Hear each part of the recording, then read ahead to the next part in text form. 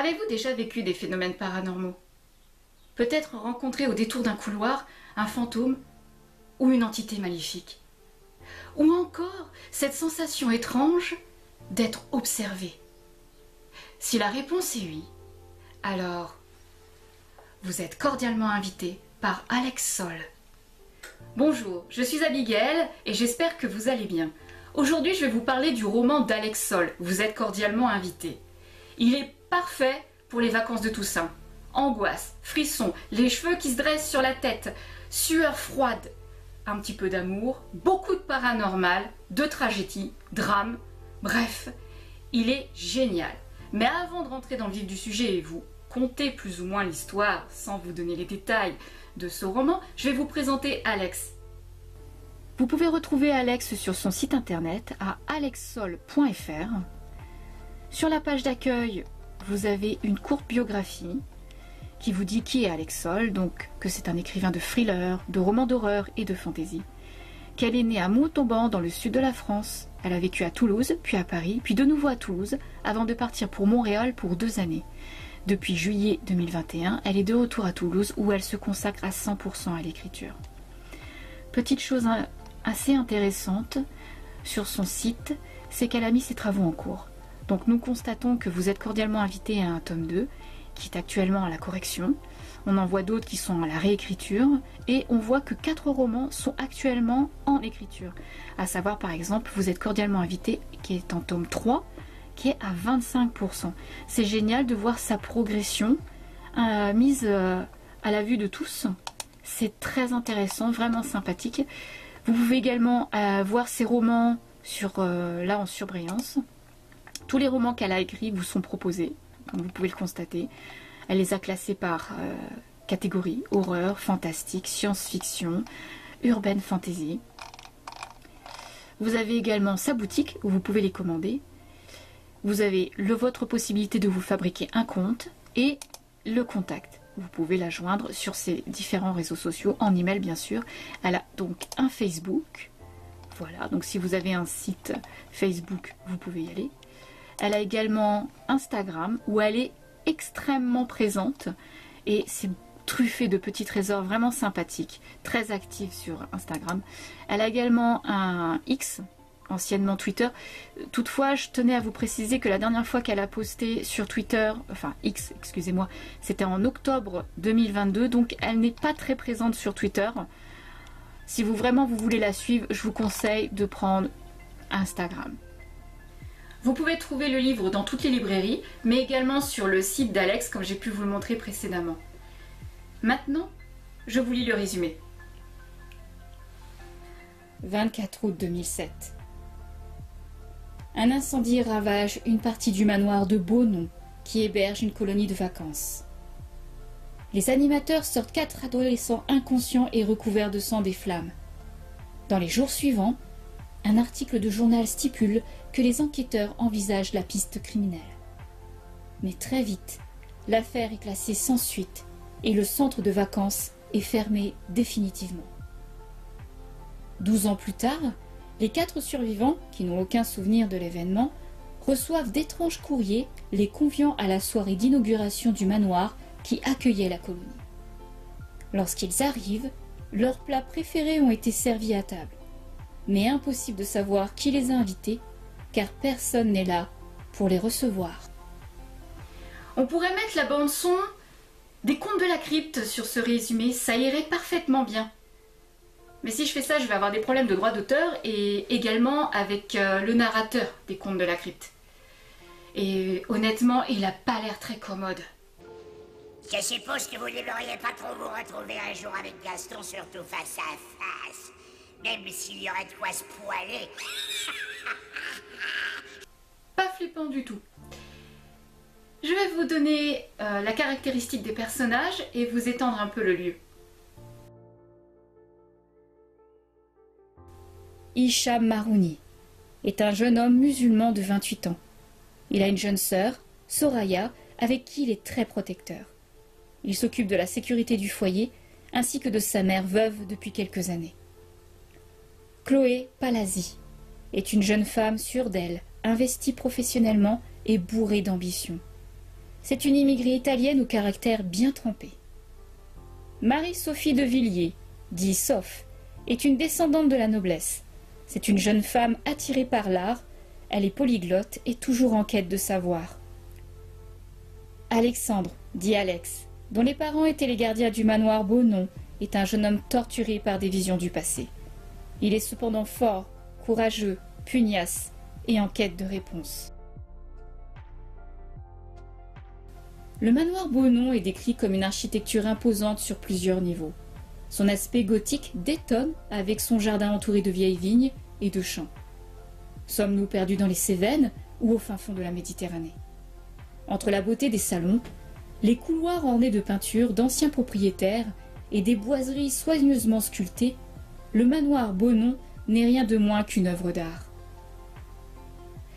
Ce manoir a été inspiré du château de l'Aubéjac, en Occitanie. L'histoire s'ouvre sur Hicham, un des survivants de l'incendie du manoir de Beaunon. Hicham est un personnage central, il est charismatique. Il est décrit comme étant plutôt beau garçon, avec un background assez particulier. Comme les 3 autres de ses camarades qui ont survécu à cet incendie, il n'a aucun souvenir. Il va recevoir cette fameuse invitation, il va en recevoir même plusieurs, et il va finalement décider de se rendre, malgré les avertissements de sa petite sœur Soraya et de sa mère, il va finalement se rendre à cette inauguration.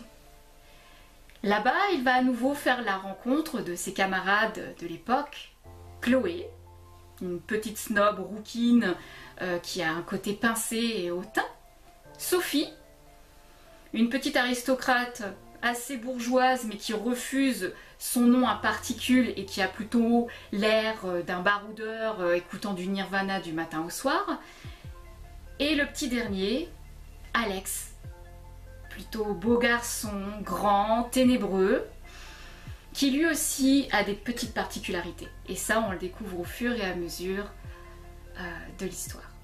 Alors, le côté camaraderie a laissé place à des adultes qui ne savent pas trop bien dialoguer et qui ont laissé cette tragédie les séparer. Mais ces 4 amis vont devenir à nouveau une belle équipe, un petit peu comme le Scooby Gang. Je préfère qu'on évite.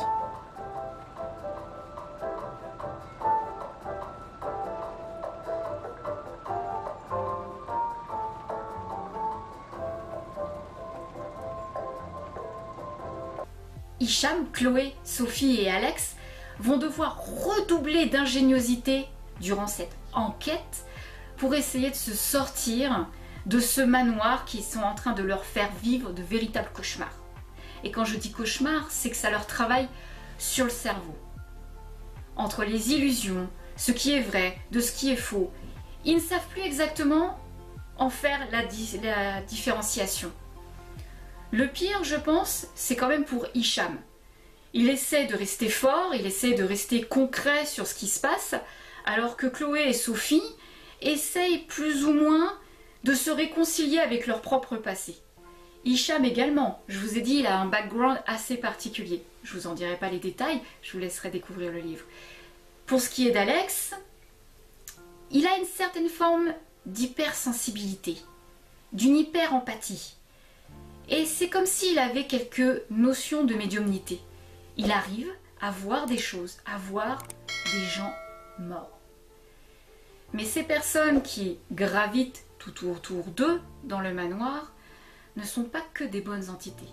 Certaines d'entre elles sont extrêmement maléfiques. Hicham va en faire les frais. Alex va en faire les frais. Chloé et Sophie, ça sera plus interne. Mais je peux vous assurer que les 4 vont en ressortir blessés, marqués à vif, marqués dans leur chair, avec des blessures quand même assez gore. Par exemple, il y a un passage où Hicham se prend un éclat de bois dans l'épaule qui reste bloqué parce que s'ils enlèvent l'éclat de bois, ils savent qu'il va y avoir une hémorragie. Alex prend des coups au niveau des côtes. Sophie est tailladée dans les jambes. Enfin bref, disons que les entités qui hantent le beau château de Beaunon, enfin plutôt le manoir de Beaunon, n'y vont pas avec le dos de la cuillère. Et au fil des pages, on se dit à quel moment un de nos personnages principaux va y passer. En sachant que chaque personnage vit des traumatismes qui vont les pousser à ne plus faire la différenciation de ce qui est réel de ce qui ne l'est pas. En plus, il y a entre autres une espèce d'histoire d'amour non résolue entre deux personnages, je n'en dis pas plus, qui découle du coup à de l'animosité. Alors quand vous êtes en pleine enquête avec les quatre qui parfois se retrouvent séparés, et, enfin bref, ça devient très compliqué au fur et à mesure de les voir se disloquer au fil des pages, les voir sombrer alors qu'on ne peut pas les sauver, qu'on essaie de voir également que même les entités qui hantent les couloirs du château, qui hantent les couloirs du manoir, ont leur propre histoire. Et on passe de notre époque à la Seconde Guerre mondiale. Et ainsi de suite. On fait des bonds dans le passé qui nous parlent d'une époque où une dame aurait commis un massacre, un véritable bain de sang. Et que le pauvre Hicham doit faire face. Même si Chloé, Sophie et Alex sont une aide précieuse, c'est quand même Hicham qui en prend plein la gueule. En tout cas, c'est le personnage qui m'a donné un véritable coup de cœur. Hicham fait tout pour s'en sortir. C'est celui qui tient à bout de bras les trois autres. Chloé s'en sort pas mal sous son côté hautain, sophistiqué, tiré à quatre épingles parce que oui, mademoiselle arrive au château de Beaunon habillée en costume. Alors que les autres ont pris des vêtements plutôt adaptés, étant donné qu'ils arrivent au château de Beaunon sous une pleine tempête, alors que la météo leur indique qu'il fait 32 degrés, et ils vont rester confinés par la force des choses dans le manoir à vivre de véritables horreurs. Et nous, lecteurs, on les vit avec eux. Les renversements de situation sont permanents. On voit que Hicham fait de son mieux pour essayer de garder la tête hors de l'eau, essayer de faire la bonne différenciation de ce qui est réel de ce qui ne l'est pas, parce que c'est même nous, en tant que lecteurs, on peut s'y perdre. Cette histoire, eh bien c'est cette sensation. Quand vous commencez à lire le livre, vous savez, le coin de votre chambre, il y a juste votre lampe de chevet qui est allumée. Mais il y a un coin sombre dans votre chambre qui est là. Et vous avez l'impression que quelqu'un s'y tapit, vous observe. Ça vous fait des sueurs froides, ça vous fait dresser les cheveux sur la tête. Et bien, ce livre vous donne cette sensation. Et vous savez que Hicham, Alex, Chloé et Sophie endurent ça à chaque minute. Il y a des cris, il y a des hurlements, il y a des coups de feu. Et ils ne savent pas d'où ça vient. Ils entendent taper dans les murs et ils cherchent. Ils entendent le bois des parquets craquer et ils ne savent pas d'où ça vient. Et avec ça, ils voient les entités, ils les rencontrent, ils parlent avec eux parce que certains sont bénéfiques, tandis que d'autres auraient tendance à vouloir les assassiner. Et c'est pas le mot exact, assassiner, mais ils veulent vraiment récupérer quelque chose d'eux. Il y a une scène dans le livre qui m'a estomaqué dans la forme de l'écriture. Des années plus tôt, bien avant le drame, alors qu'Emmanuel regardait les enfants jouer dans la cour, une silhouette familière avait passé le portail du manoir. Une silhouette qui s'était avancée pour la surprendre et qui s'était arrêtée face à la vue des deux nourrissons qui ne pouvaient être les siens. Un dénommé Charles Martinet avait bel et bien été fusillé par l'ennemi. Une erreur administrative avait prévenu la veuve de Charles Martin et non la veuve Martinet. Charles Martin, lui, s'était enrôlé dans la résistance et n'avait pu envoyer de ses nouvelles à sa famille. Mais tout cela, ni Emmanuel, ni Charles ne le savaient. Et en fait, toute l'histoire du manoir après la Seconde Guerre mondiale va débuter de ça. Les spectres du passé qui hantent ce fameux manoir de Beaunon découlent de ce qui s'est passé à cet instant même où Charles est rentré chez lui et a découvert que 2 nourrissons étaient avec sa femme alors que c'était impossible qu'il soit le père. Et là va être le début des emmerdes. En tout cas, pour nos 4 adolescents qui ont survécu à l'incendie, pour eux, ça va être festival. Et pour nous, ça va être un véritable plaisir de découvrir leur aventure. Le personnage, je pense, le plus emblématique, en tout cas du tome 1, puisqu'il y aura un tome 2, et vu comment la fin se finit, heureusement qu'il y a un tome 2, sinon j'aurais pété un câble. Hicham. Ce personnage est adorable. Je vous l'ai dit, il a un background terrible. Mais c'est un homme qui a tellement d'amour pour sa petite sœur et pour sa mère que tu as juste envie de l'aider à chaque fois qu'il est en train de vivre une mauvaise passe avec une entité qui veut lui faire du mal. Ça en va de même pour Alex. Sauf que Alex, contrairement à Hicham, dans le livre, il ressort beaucoup plus. Ce qui est curieux puisque la tête d'affiche s'agit bien d'Hicham. Eh bien, je pense que notre autrice, Alex Saul, a développé le caractère et l'histoire d'Alex un peu plus en profondeur. À savoir, je pense que c'est son personnage favori. Elle pourrait même conter des histoires d'Alex dans un autre livre, dans une autre histoire, dans une autre thématique, pourquoi pas. En tous les cas, on sent que Alex a une place prépondérante, avec peut-être même des pouvoirs médiumniques. Alors que Hicham, lui, étant donné qu'il est musulman, vous comprenez bien que la médiumnité, le paranormal, il a un peu de mal à l'accepter. Donc, lorsqu'on démarre l'histoire, le premier à être révulsé par l'idée que cela est possible, c'est Hicham. Il va essayer de trouver de la rationalité aux phénomènes paranormaux qu'ils vont vivre. La première à se dire « mais c'est bien sûr, ce sont des fantômes », Sophie. Ce qui est curieux, mais Sophie, étant de l'aristocratie, a déjà visité des manoirs, des châteaux et sûrement déjà des lieux très emblématiques qui fait que même dans son histoire, elle a tendance à plus plonger dans le paranormal avec entrain, contrairement à Chloé qui, elle, va se retrouver emprisonnée dans ses propres soucis et qui va vivre de ce fait, j'ai envie de dire, des éléments traumatiques que toute femme n'aimerait pas subir. En tout cas, toute mère ne voudrait aucunement subir.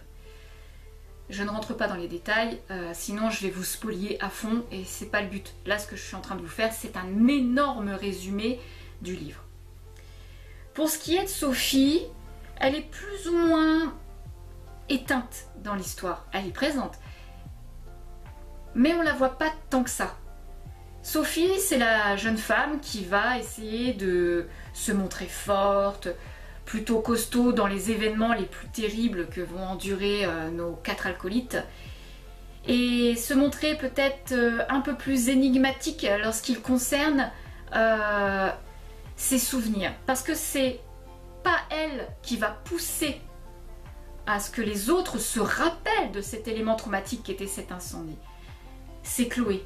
Chloé qui va être le leitmotiv de l'équipe pour remonter à la surface toute la merde. C'est-à-dire que Chloé, elle va faire en sorte que de un petit peu bousculer ses amis pour lui dire « Attends, tu ne te souviens pas de ça? Pourquoi tu fais ça ?» C'est celle qui va être...